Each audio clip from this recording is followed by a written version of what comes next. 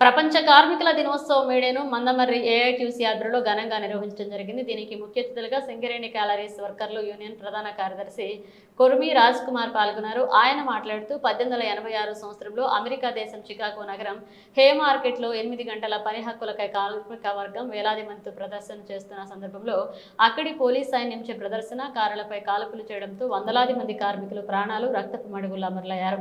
ఇక వారి రక్తంతో చొక్కాలను ఎరుపెక్కించి ఎర్రజెండా ఎగరేశారు. ఆనాడు కార్మిక చట్టాలు కార్మికులు 8 గంటల వారి అమరత్వంతో సాధించుకోవడం జరిగింది. వారి స్ఫూర్తిని స్మరిస్తూ ప్రపంచ కార్మికుల దినోత్సవ వేడుకలు మేడే 1వ తేదీన జరుపుకోవడం జరుగుతుంది. అందులో భాగంగా సింగరేణి వ్యాప్తంగా మేడే ఉత్సవాలను ఏఐటీయూసీ ఆధ్వర్యంలో నిర్వహిస్తున్నామని అన్నారు. ఇక మేడే స్ఫూర్తితోటి ఈ నెల 20వ తేదీన ఒకరోజు దేశవ్యాప్త సమ్మెను యావత్ కార్మిక వర్గం పాల్గొని జయప్రదం చేయాలని, ఈ సమ్మె కార్మిక చట్టాలను, కార్మిక హక్కులను, కార్మికుల పని గంటల కోసం చేస్తున్న సమ్మెను తెలియజేశారు.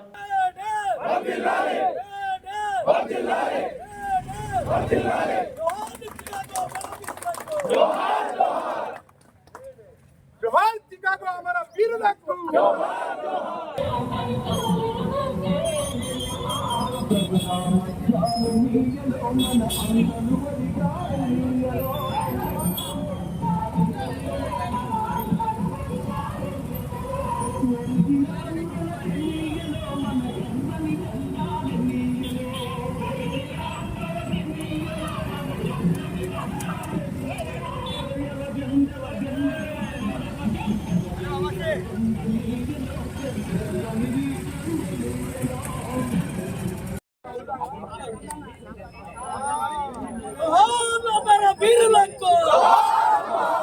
दिनेश जरूर दिनेश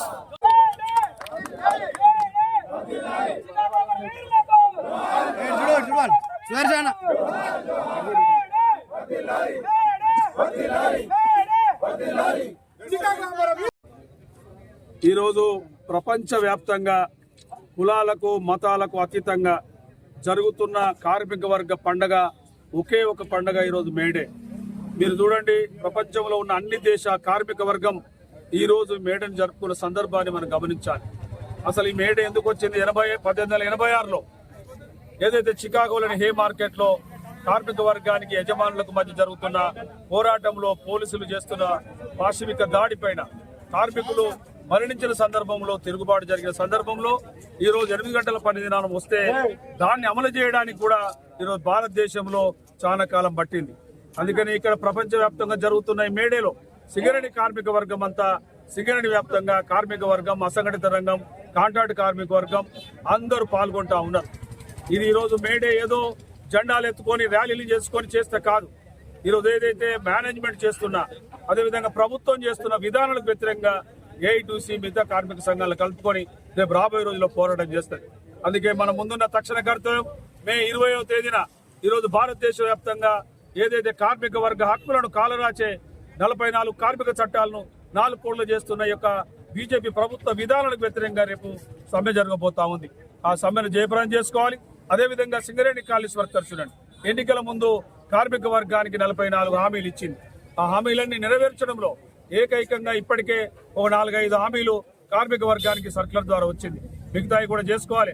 ముఖ్యంగా సొంత ఇంటి పథకాన్ని, ఇన్కమ్ ట్యాక్స్ మీద, పెర్క్స్ మీద రిఫండ్ చేసుకోవడాన్ని, అదేవిధంగా మిగతా అంశాలు ఇప్పటికీ ఈరోజు కార్మిక వర్గానికి ఏదైతే medical treatment super speciality hospital Hyderabad లో చేయాలని చెప్పినాం, దాన్ని 3 నెలల్లో కార్మిక వర్గానికి అందుబాటులో రాబోతుంది.